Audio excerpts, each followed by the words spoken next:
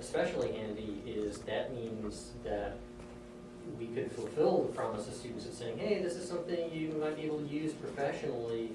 They really can, they, cull the papers with all of your comments on them and all that, and, change the reflective components, and bam, there's their professional portfolio.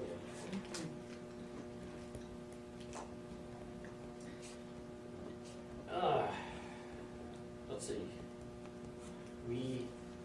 So Chantel's actually kind of internalized who should be where. So we are waiting on let's see, we've got Daniel, you've got 2, 3, 4, 5, 6, 7, and Jason's kind of,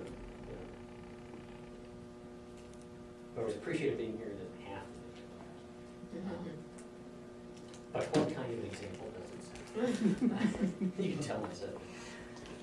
Okay, well, what we can do, the good news about it is today, a lot of this is a collective brainstorming session.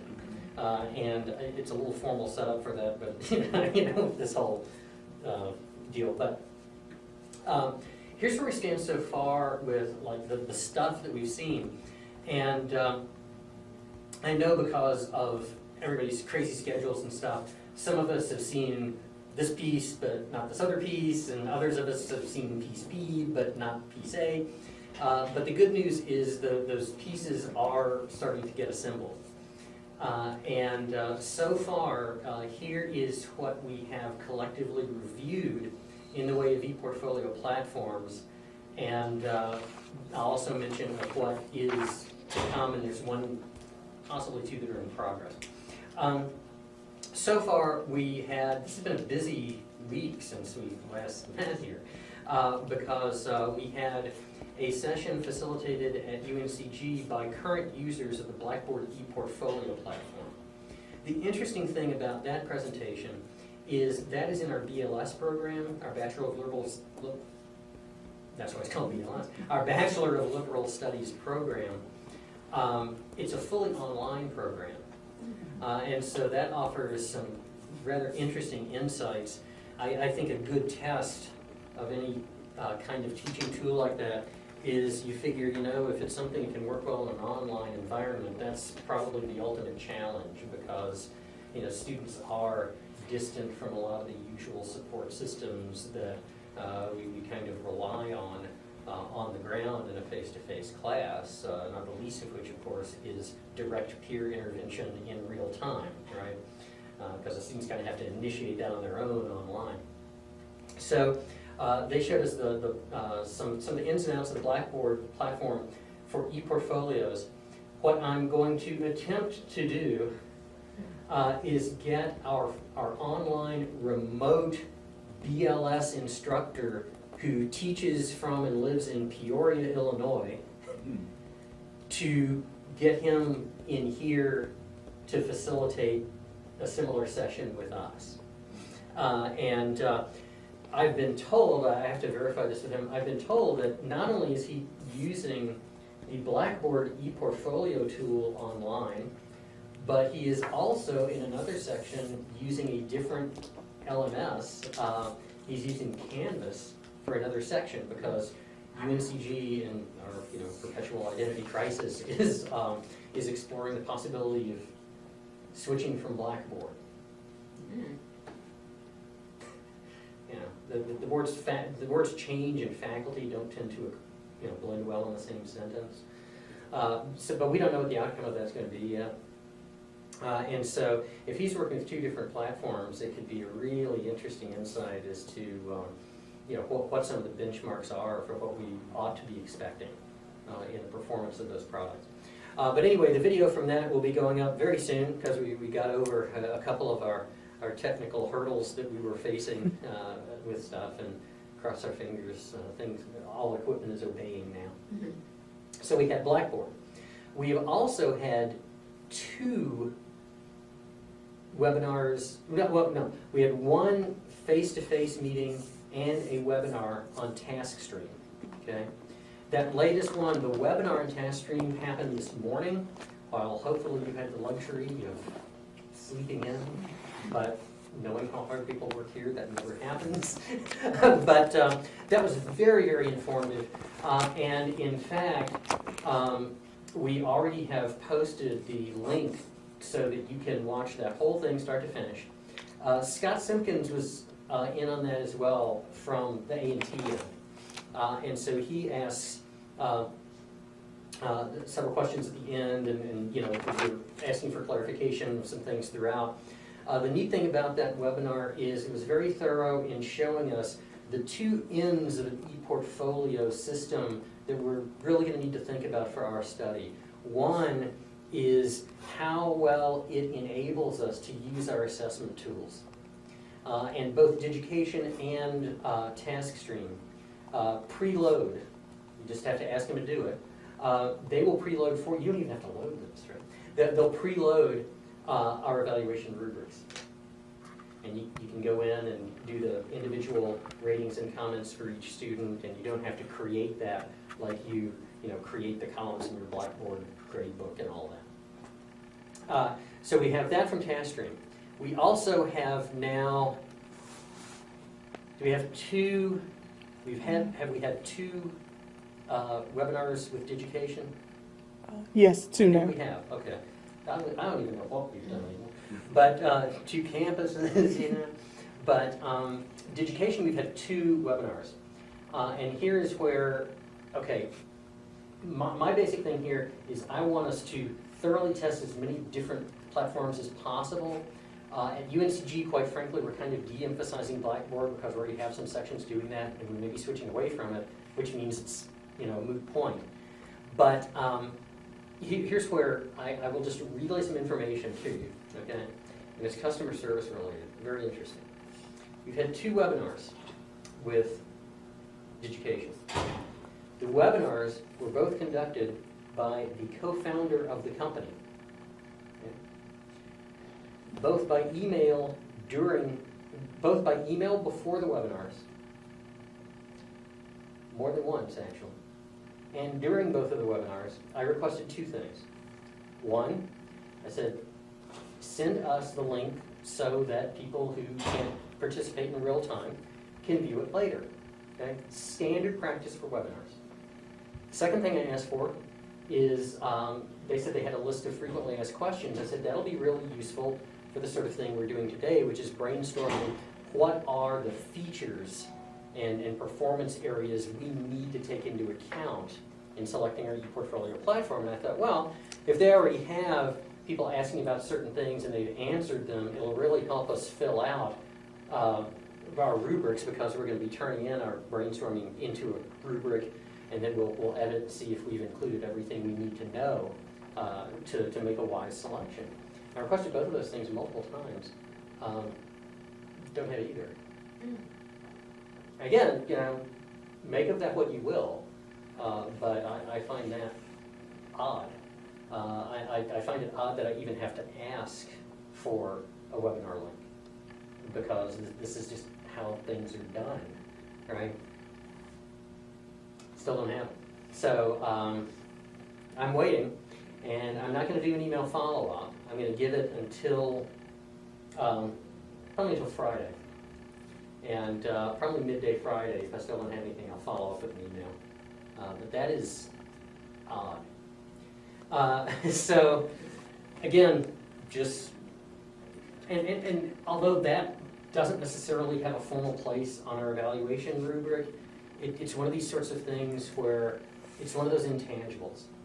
And from the standpoint of an instructor experience or a student experience, who knows, things like that might be significant. Because they could be indicators of, service. So, but hopefully, sitting in my inbox is all this stuff, and it's fine. But today, the other things that are percolating, because those are three platforms. Contenders 4 and 5 that Chantel has said, these are not in chronological order, because you have to work with a schedule of rooms and people and all this. Our two freeware options, Google Sites and WordPress. We already have arranged for our wonderful folks, and actually Some of them have some dual identities where they've done stuff here too and all that, which is great. Means maybe I don't have to give them party pass.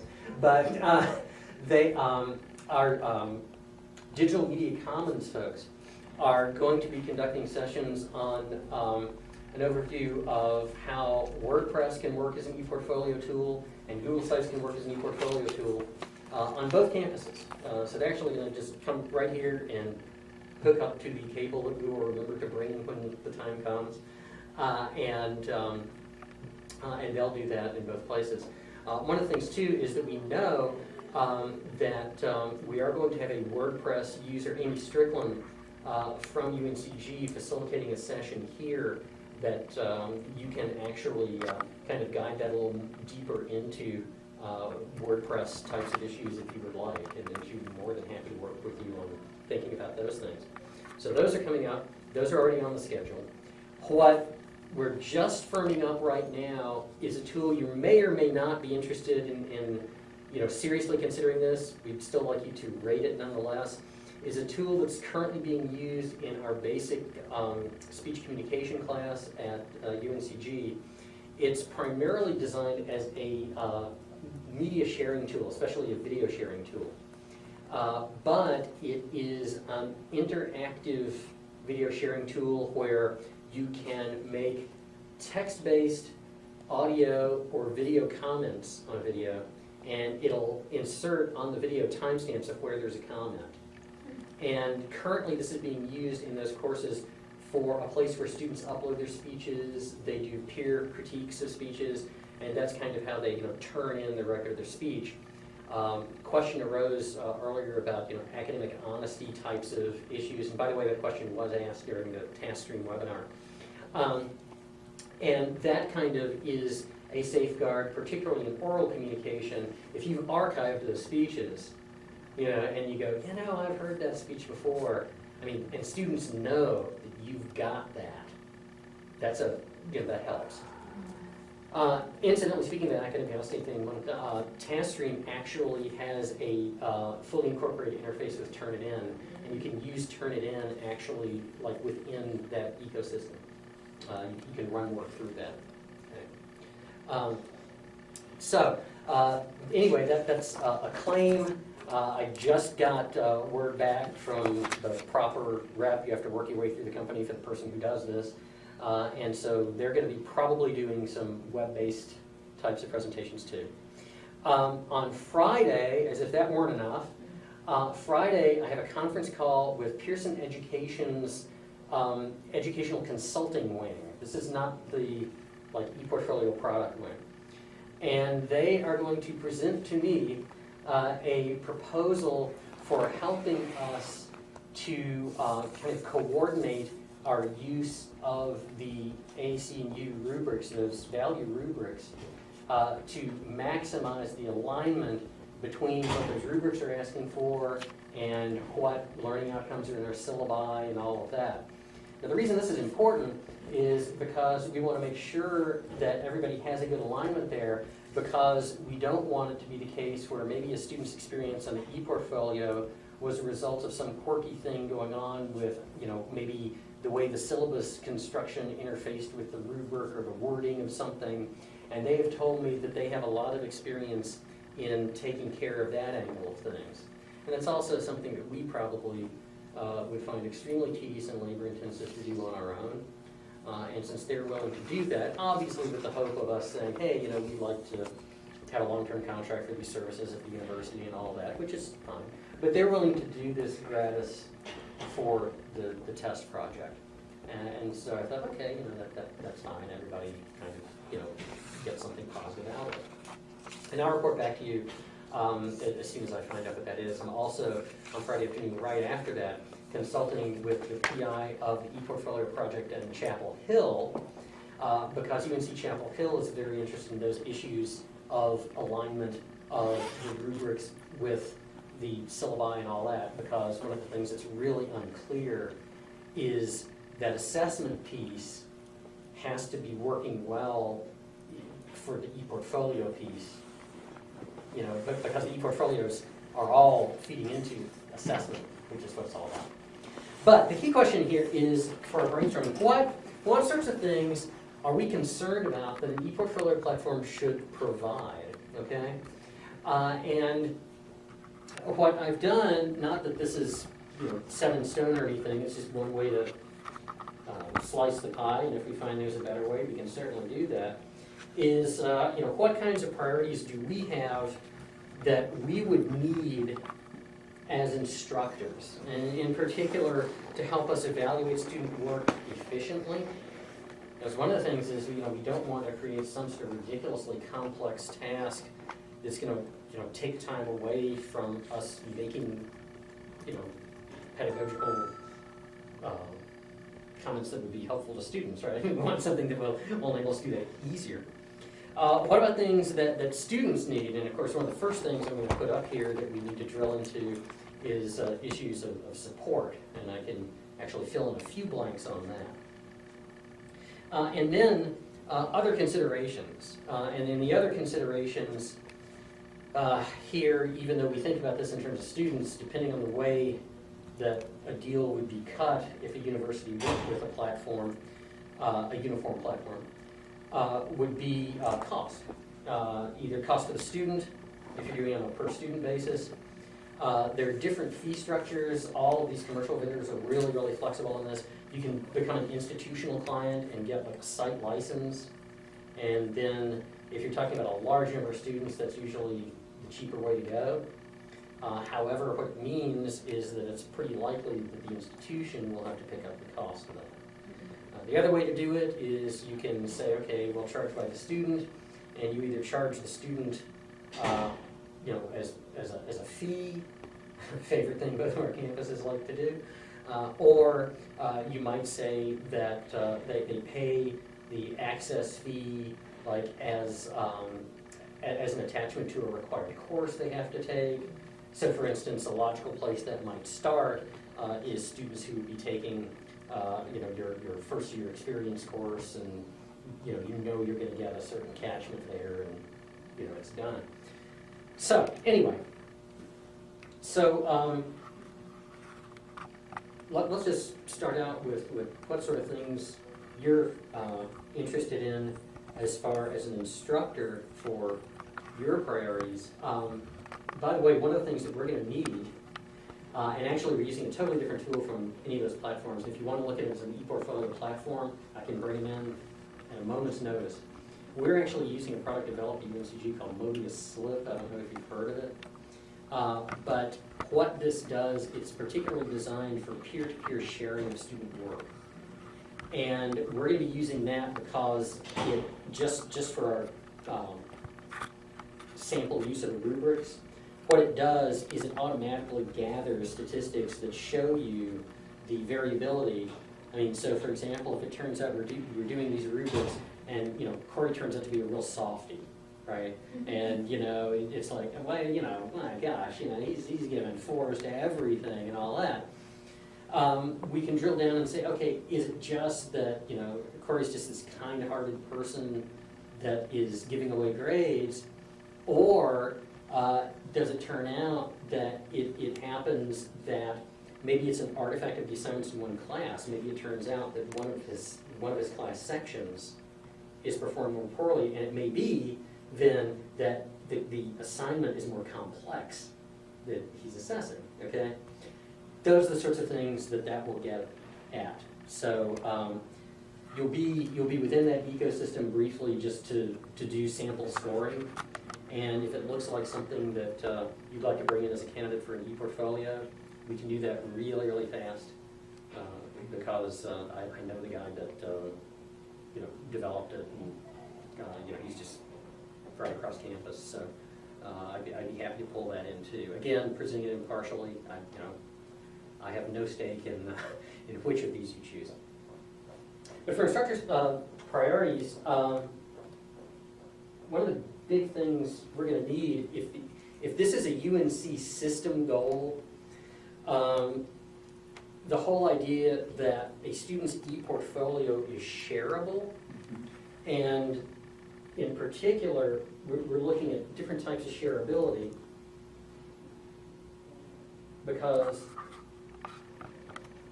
this may be more important in some courses than others. That's might be small. Do you want that enlarged a bit? Okay. Past few years, I find myself needing all print enlarged. You know, I'm getting to that point where I'm going to need those big old Reader's Digest, you know, big print books. But shareable to other students. And I think in a lot of courses, we'd like to do more peer review.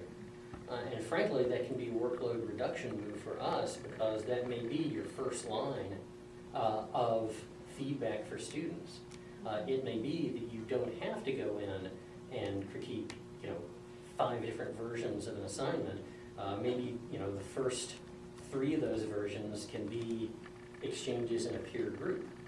But you have to be able to have the student share those with others.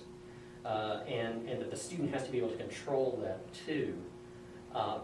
Why? Well, do you really want to be going in and fiddling with the access permissions for every one of your students in every section? I don't think so. But the other thing too is, I'm not sure your exact method for assessment of things like general education, but if it's like most other places, what you tend to do is you find samples of student work and then various faculty and staff and administrators would be evaluating those sample work products. So we'd need some shareability to other faculty, okay, in other courses possibly.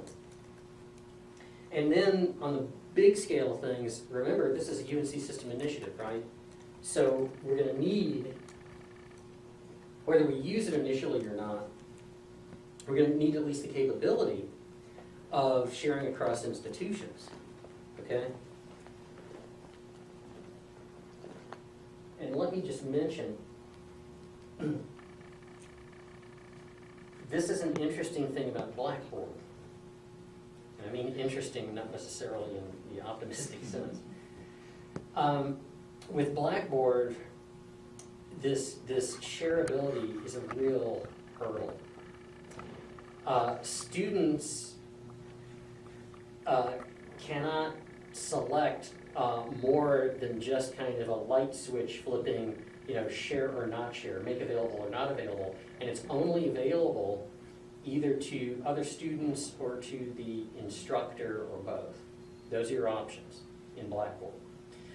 The real issue with Blackboard, the real challenge, is that shareability beyond that particular course section in Blackboard, okay? If you want to share the information from that course, you would have to get administrative privileges to either, you know, enroll other faculty at other institutions in the course or somehow clone the course onto everybody's Blackboard homepage. At the very beginning of this project, one thing I thought was just going to be, you know, a no-brainer. Oh, sure, you know, I'll just put all you folks in our Blackboard organization site, you know, no problem. It's like, no, can't do that. If the person is not in the database of users at your institution, it takes the highest level of administrative permission on Blackboard. I think we still share the same Blackboard administrator, even though the person has changed. I think the position is the same. But what Amanda Shipman, the person who deserves to be treated better than anybody, because, I mean, this is one person who maintains both of our Blackboard ecosystems on both campuses. That's a job.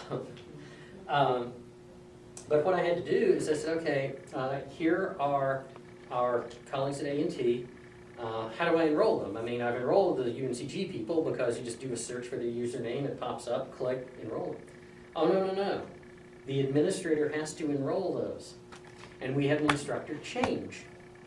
And I had to get Amanda to go in and manually remove the person that went out and manually put in the person who came in. So that shareability, it is there for institutions, but it is quite difficult. and time consuming. So, and it's also something that neither the students nor the instructor can control. It's all centrally done. And I can say, because I have experience on a couple of different learning management systems other than that,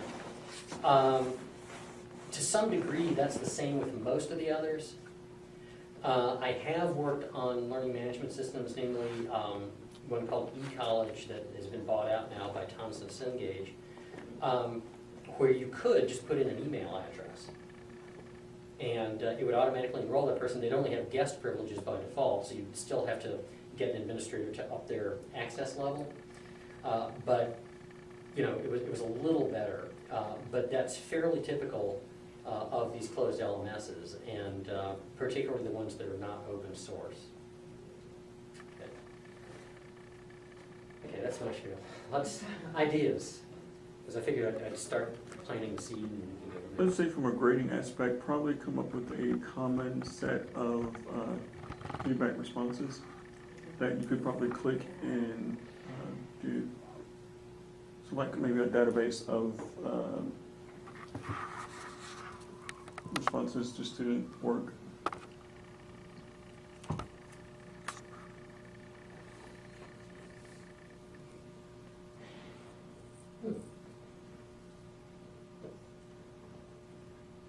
Have you gone through the various experiments with that, like I have with auto text and all that?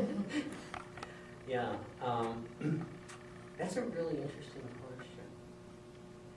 Because I know and of course one of the things we generally will hope for, which is why I tend to say to students, you know, I prefer you submitting your work through the learning management system and not just emailing it to me. And you can now do this with the latest iteration of Blackboard.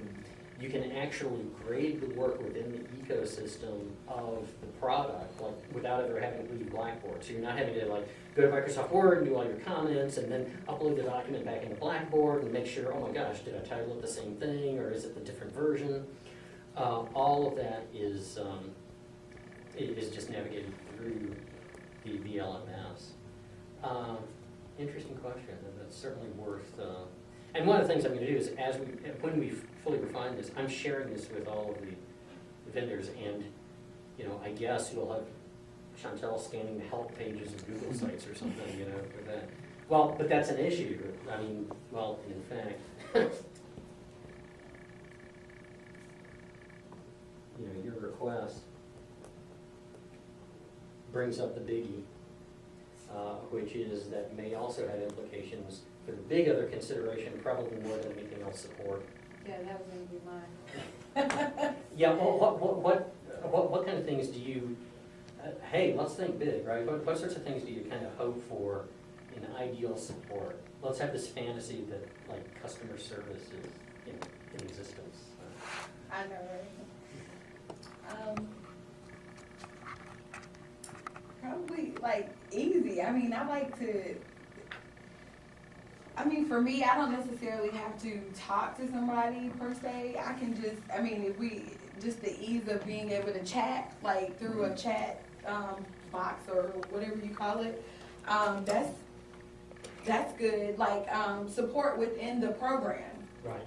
You know, because I hate having to call, then you have to wait for somebody, then you have to, it's just sometimes it's a lot of different buttons you gotta press and all that kind of stuff, but I just want easy access to support. I can click a chat button or click something, somebody comes up and we're talking. Mm-hmm. Easy. Yeah. So really easy to access, so for example, pretty much anywhere in the product, yes, you got a quick way to get, and that makes a whole lot of sense, because if you're going to ask for help, one of the things that's important is that you are right where that help is needed, right? Mm-hmm. You don't have to go away exactly. from the problem areas. Exactly, and of course I'm thinking of this in terms for both instructors and students. Absolutely. As well. Yeah. So. And I think, you know, it's funny because Chantal and I were saying one of the big things that is going to be tested in whatever tools you decide to use for the delivery of e-portfolios I think it's gonna be very interesting since it's a pilot project and, you know, nobody's a big veteran of doing this. It's gonna be an interesting test of these support systems. I mean, it's one thing to just know some of the basics, and by the way, there is one slight difference that's emerged already in that area, because that is one of the things we immediately pay close attention to. Digication has both online and phone support. The phone support is between the hours of, like, don't quote me on this, I think it's about 8 a.m. to 9 p.m. But if it's something that they can't immediately solve, like if you email them a question or something like that, they say that they'll respond within 24 hours, usually within 3 hours. Digication has 24/7 real-time live phone support. See, I like that, and I hate to stop you, but I like that because as professors, I mean, some of us are up late, you know, trying to do stuff.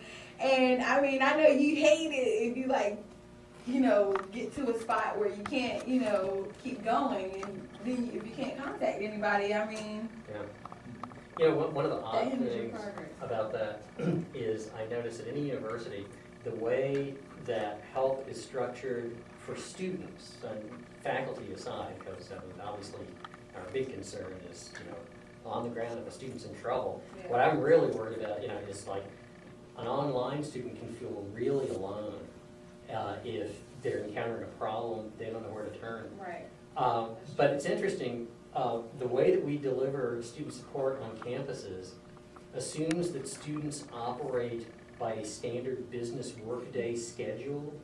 I find it kind of humorous, for example, that, I mean, even in just the signage, it says, you know, when can you get your parking permit? Well, the hours exactly overlap with when students are taking classes and probably working jobs, right?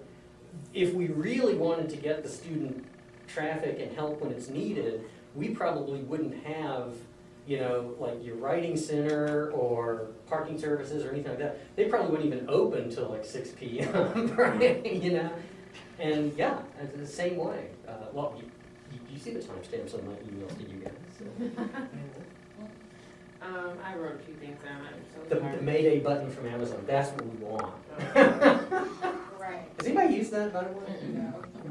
That sounds interesting. I actually tried to use it. I had a problem with my Kindle Fire. The problem was that it had no sound temporarily. It turns out it just had to be rebooted.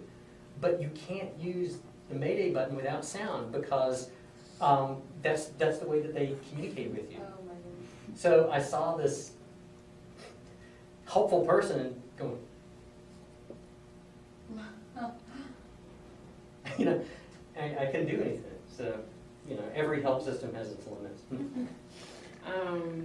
In addition to the other consideration, I was thinking that you could have maybe a search bar feature included where the students could either link out if they had questions about the type of paper they were writing or the citations that they wanted, you know, something related to the assignment or the genre of essay they were writing. So just a search bar that maybe will link them out into the World Wide Web. So like a Google search bar or something like that? Just something that would redirect them because the website is specifically for them uploading content, so they wouldn't be able to get more than whatever we instructed them to do if they have other considerations. So while they're in there, instead of opening the window, They can just do something. Mhm. That's a good idea. Yeah, you know, and one of the things that kind of spurred some of my thinking on that was, if you recall, in the Digication webinar, they did show a lot of, oh, look, and the students can get at any of your assignments. One kind of interesting feature in a very, very interesting product that a lot of different disciplines are using that are focusing on writing is Pearson Education makes a product called MyLab. Some of you might have actually used some of this because both of our campuses, certain areas use it.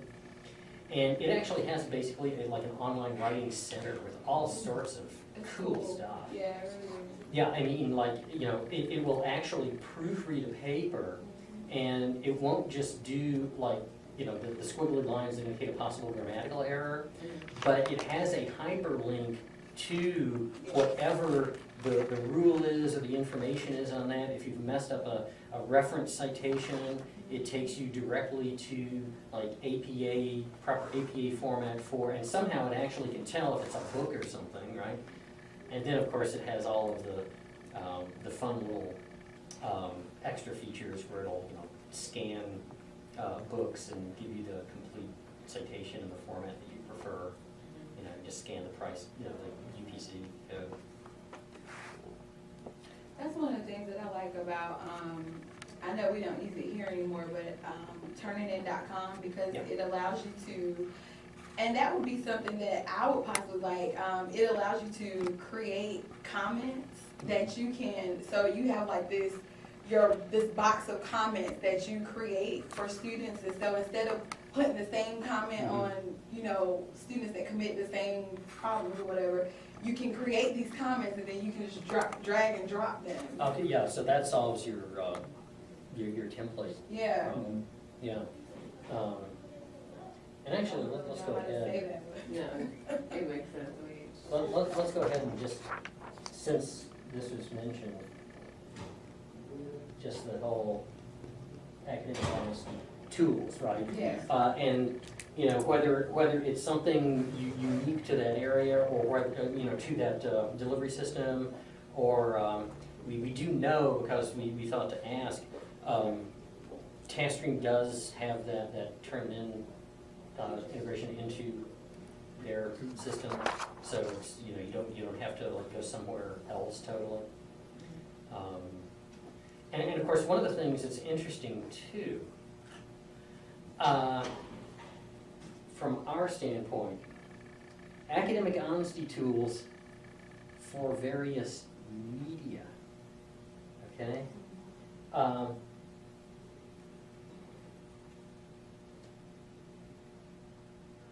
What I'm talking about is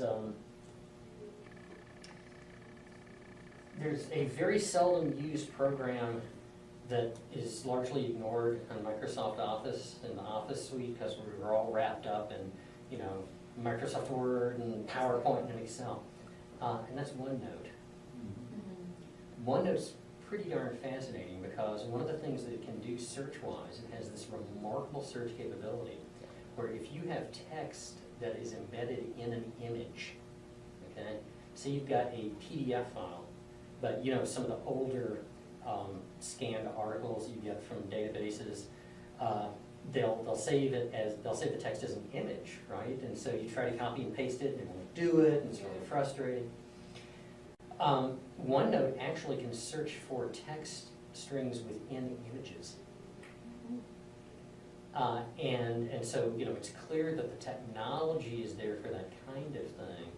And of course, one helpful way to think about that is, again, as an academic honesty measure. Or, maybe you're searching for exemplars of student work and you can't quite place it. It's like, I remember, a student gave a speech about, the International Civil Rights Museum, but I just can't remember. You could search that string of terms, and it's like, oh, wow, there it is. We're placing a high bar, but I mean, to some extent, the key thing is, it's not a bad thing to say, all right, we might have a wish list, but what we can certainly do is we can say, okay, rather than being so much a wish list, these are just categories of things that we can rate the relative performance on. That is, what would we minimally expect, what would be adequate, and what would exceed our expectations. And then what we'll do is, after we've used whatever tool we're using for a semester, go back and re-rate it and see how did it really do, which is going to be, I think, a lot more informative than just this overall impression. Well, did you like it? So, yeah. I think one of the things we can do for the students as far as ensuring that they can access the e-portfolios after matriculation is to have them provide an alternate email when they create their accounts on the platforms. That way, there's maybe a possibility we could, you know, encourage them to select the forwarding option for when, you know, maybe set up expected graduation date, and then there's a forwarding option where they can, you know, receive a link or something in case their student email ever is disabled, because we know those don't last forever. So, Yeah, when we ask questions about ability of students to retain their e-portfolios, already we've started to see a pattern of the way the answers are given with the two vendors we've been dealing with. They said, well, there are two ways students can do this. One is all they would have to do is just go in and, you know, like update their email address. But they might not even need to do that, because with Digication, again, I want to confirm that we understood this correctly, but according to what I understood, and check me on this if this is your understanding too, they indicated that once a student has paid for the access, you know, and they are a Digication user at the university, that they have unlimited alumni access to the actual e-portfolio. So they can go in and adjust it according to their life changes and all that. And so really it becomes less of an issue of kind of, okay, you know, how do I basically download it and preserve the format? And then they always say, well, students can also do that too. They can download and preserve the format. Interesting thing, in Blackboard and the e-portfolio feature, students can't really download an e-portfolio that looks like anything because it doesn't save it as an HTML file or anything. The student would have to just save basically the same way you'd save a bunch of file folders. Okay. The neat thing about the commercial products is they do enable a student who knows something about web design to download their e-portfolio, and then they can re-upload it through you know, some other web construction tool. So if they want to use WordPress, or they want to use Google Sites, or they want to use Wix or Weebly or whatever, it does have the ability to do that. Blackboard, not really. But see, those are the sorts of difference where when we do the rubric, those should come out very, very clearly, right? Where, you know, look at where the zeros cluster, and that's where the weaknesses of one of these are. What about privacy? Ooh, yeah. Ooh, yeah.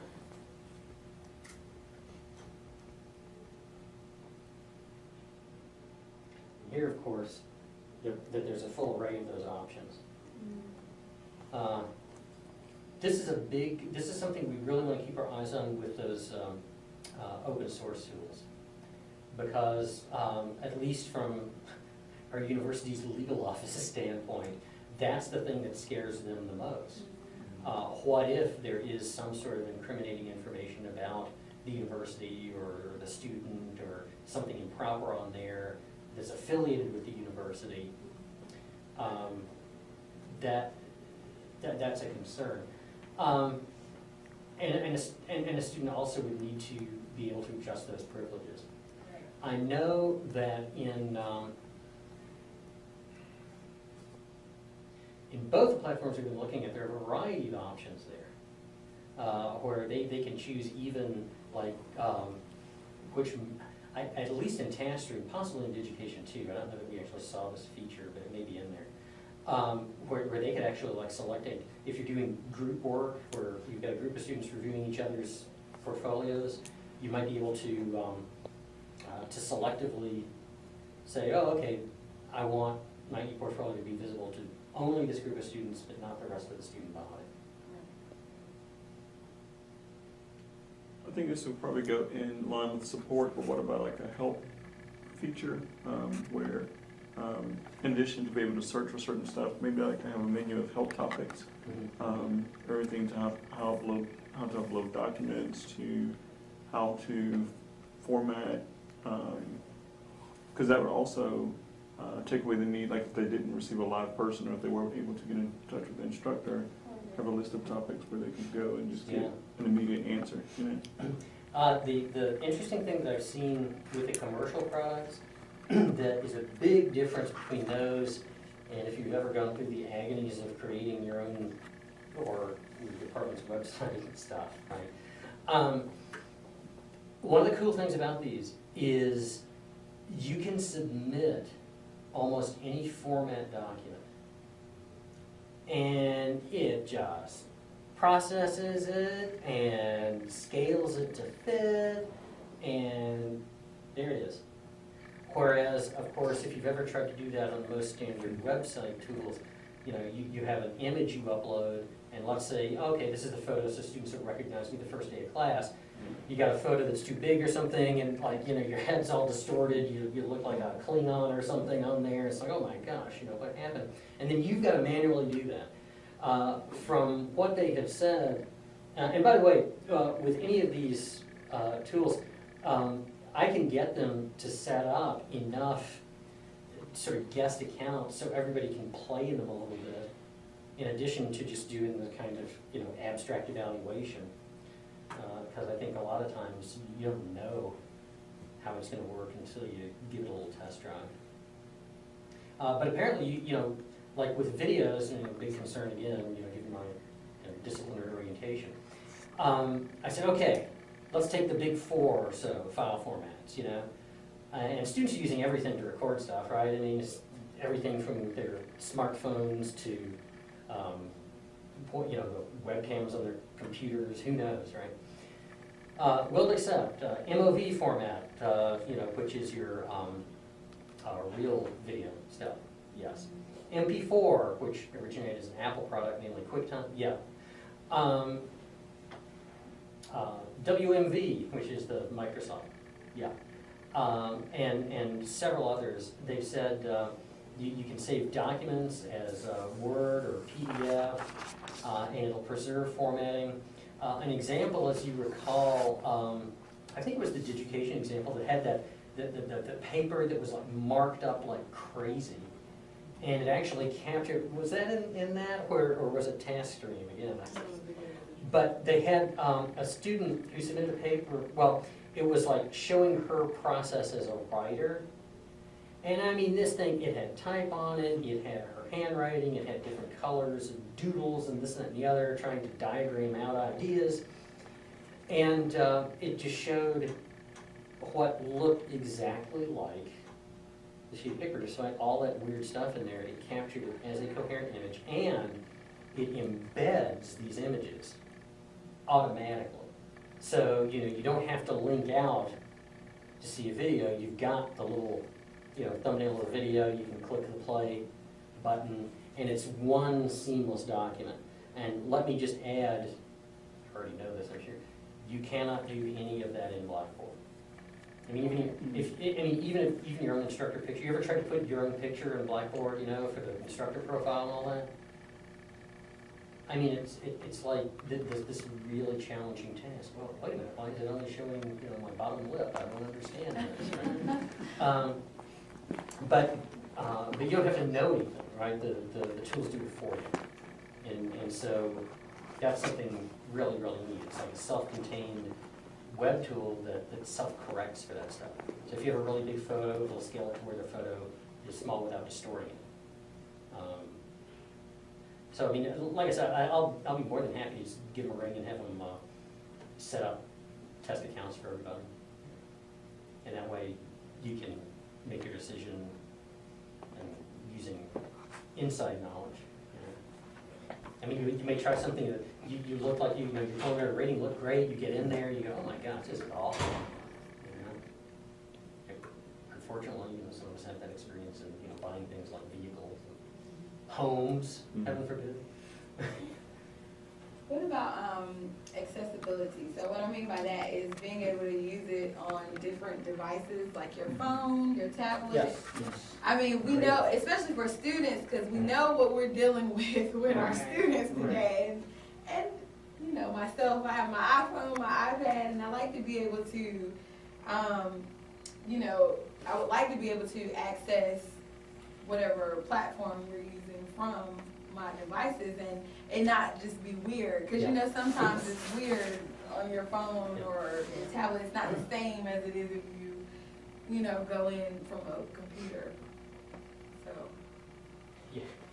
You ever tried to grade with that on Yes. Blackboard. Yes. Yeah, and Like, it's I like, don't oh do it. my, How about oh that? my, yeah.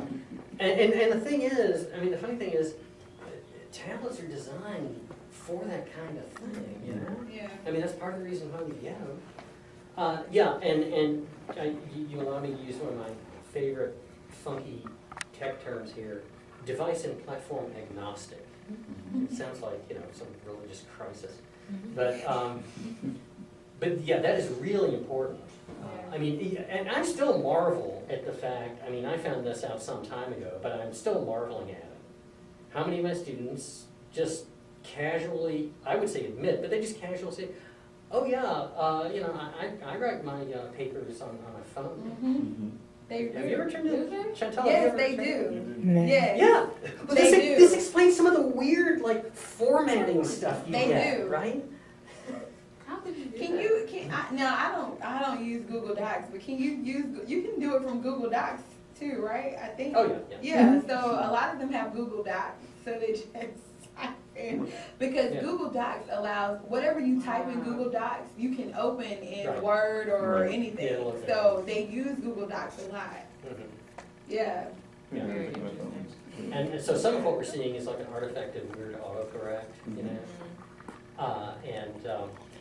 Yeah, that's really important. I know that with Blackboard, there is an app, but the app it's not like it just puts Blackboard on and you can get in there. What it mainly, the way that students mainly use it is not so much to get into Blackboard to access the grade book or turn in stuff, but the main function for them is it's kind of this generic notification system. Yes. Unfortunately, it's its own worst enemy because it actually registers as an edit by the instructor anything you do in Blackboard, right? So you go in there and one night you decide, all right, I'm gonna knock out all these papers and I'm gonna post them and I'm, you know, and now I'm gonna make all the rest of the assignments available in class. Students will come to class the next day freaking out, it's like, oh my gosh, what did I miss? There were 87 updates last night. Yeah. Yeah, and so they've got this string of alerts. So it's a very generic kind of flashing light system. According to TaskStream, Digication, I want to get a little more specific in my request. It's my fault for not asking it very clearly. I know that TaskStream has a full-fledged, like, task stream on your tablet or phone, okay? And that they've got stuff for Apple devices, Android devices. The other thing to think about too, that's a big, big issue on our campuses, is when we're talking about device and platform agnostic, it sounds old-fashioned, but it's a big issue. Equally functional on PC and Mac style devices. Yes, yep, that's important. Yeah. And the interesting thing is, apparently, there's no problem with either of these products because we actually had one webinar, the Digication webinars I noticed were on a Mac, Yeah, they were. you know, because you can see the way the screen's designed with screen sharing and all that. The TaskStream web presentation was on a PC, but I think it just as easily could have been the other way around and we wouldn't have seen the difference, so. Yeah, that's something they pay a lot of attention to. And I think, to be fair, to be fair to our, you know, freeware that can't defend itself, WordPress, one of the reasons why that's so widely used is it's really versatile, at least in the PC Mac switch. And the same thing with Google sites. Of course, any Google product will tend to perform optimally in a PC environment. However, I will say that for tablet types of devices, like on my iPad, if you're accessing stuff via the Google Chrome browser, it really fixes some anomalies. Because it's sort of like you're accessing PC-style things, but through an iPad. So I've just had better luck there. So, but yeah, I've got to check on the smartphone stuff for Digication. I can't remember explicitly said that they have the full-fledged app. Other sorts of things.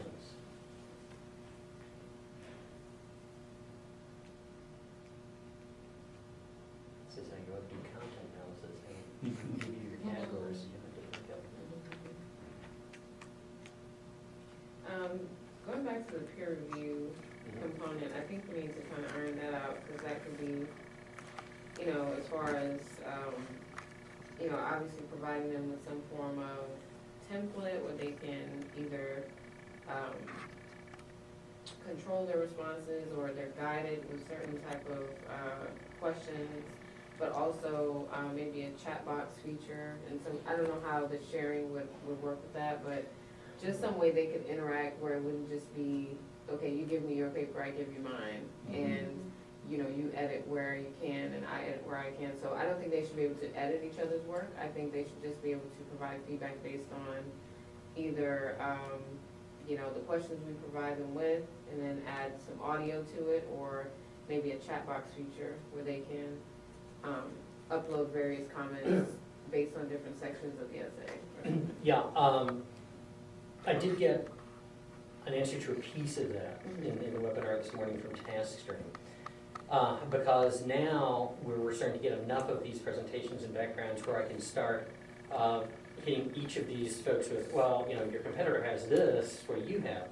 And I said, well, Acclaim has that whole interactive video commenting feature where it doesn't alter the contents of the original video, but it has the annotations there that the original poster can see, and learn from. And TaskStream actually said that they have a tool that does all of those things in all those modalities that is, it's not just like vaguely in development, but they're actually going to be launching that within the next 3 to 6 months. He said probably it'll first be out in 3 months. It'll probably be incorporated into the interface in about 6. I didn't get a chance to ask that in education. I know that in both of these you can actually set privileges such as with peer-to-peer sharing, can they edit, well, it's sort of like you do with file sharing, right? Can they edit the file or not? Or can they add to it? I mean, so there are at least some baseline things like that. But yeah, I agree, I'd like to go more on that. My concern would be just, obviously they have to be able to see the material from the other student, the original content, and then provide the feedback, but that exchange has to happen either through a controlled climate where they can not feel, pressed to grade it based on what we will do ultimately. Yeah, they just want to provide feedback. So it should be more formal but informal, where they can be relaxed and kind of chat. Yeah, I mean, we're almost looking for something like a natural communicative medium, and of course, natural, but again, maybe with the capability to be archived. Because it may be that, hey, maybe you want a part of their grade to be the quality of their peer feedback, Right. and you need to be able to have access to that. So maybe, again, if they want to record their responses, fine, but you can archive that they completed it and they did ask the questions that we provided them with. So it isn't just random, random feedback or Okay. unnecessary access for that. Yeah. I'm working on a scholarly article about this project right now, and a number of them, but one in particular is the basic premise is the distinction between the intentional and the unintentional e-portfolio. And my argument is that virtually every one of our students has an unintentional e-portfolio in the form of their social media presence. That what is actually, whether they realize it or not, what's performing the function of an e-portfolio for most of our students is their Facebook page, or Instagram or whatever. Right? I think for our age demographic, it's still Facebook. Younger kids are all going to Instagram. Yeah. And of course, if you want to stop that, just get on it yourself, and they'll send them elsewhere. Right. Well, that's why they're migrating there, because the fastest demographic for growth of Facebook older people. Yeah, it's stuck. I know, isn't it sad that we think, oh, us older people? I know, my students were talking about that, and they were like, nobody uses Facebook anymore. That's old. And I'm like, man, I'm 29. Am I old? But I guess I am old to them. They're like 18, 19. Well, you know, and I think this is the sort of thing to consider that the platforms are inviting a form of usage that students kind of feel is normal to them. And I think that's one of the reasons why we have a lot of challenges interacting with a student in our preferred electronic interactive format, which for a number of reasons tends to be email. You know, because we've got the record, we've got, you know, what used to be called the paper trail, right? But, you know, we can have the time and date stamps and all that for verification. Email usage among students is just rapidly declining. It's far and away, you know, one of the lower preferred forms of communication on the list. So if there's something that's closer to, and I think maybe the sweet spot here would be something that to them kind of feels like a slightly more formal text message. Yeah. You know, I agree with that. something like that. That's why a lot of teachers, especially like in elementary school, maybe middle school, are using Edmodo. I don't know if you've ever heard of it. Yeah. But it looks like Facebook, so Yeah. that's why they use it. You know, Yeah. and the students like it because they feel like they're on Facebook Yeah. with the teacher. But if you tell your students, "Oh, here's my Twitter, and tweet me if you have questions," they're on it. You know. Yeah. So I mean, I don't know. Oh, yeah. And even like when I'm editing scholarly journals and I have like a delinquent reviewer or author, both of which I currently am right now, even like full-fledged faculty folks, right? They won't answer an email, they won't return a phone call. By golly, you contact them through Facebook, you get a response like that. Because I'm just the other way. I say, you know, if you really want to contact me, why are you going through Facebook, for goodness sakes? You know?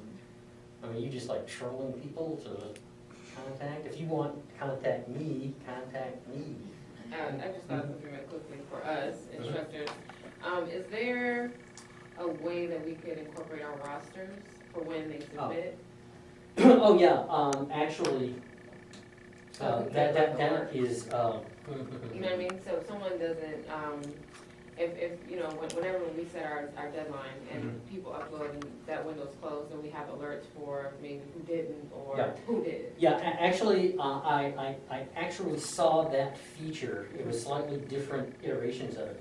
That feature in both education and tasking. Okay. And in fact, one of the things that our users of things like WordPress and Google Sites might not realize now, but well, I don't know, maybe they do because we have some people who've used it and they're doing fine.